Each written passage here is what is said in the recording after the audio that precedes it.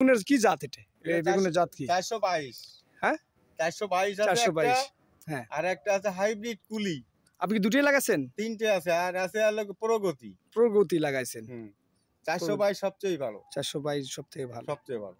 দেখি বেগুন উঠান, দেখি কেমন দুই একটা বেগুন উঠান, কেমন সাইজ হয়েছে আপনার দেখি একটু, অথবা উঠান লাগবে না, দেখি আর কি। হ্যাঁ হ্যাঁ এই তো এই যে এটা এটা কি জাত বলেন? এটা 422। 422 না? জি 422 এই। আচ্ছা আচ্ছা আচ্ছা। এই যে তো সফল উদ্যোক্তার আর একটু শেষ কথা শুনি আর কি।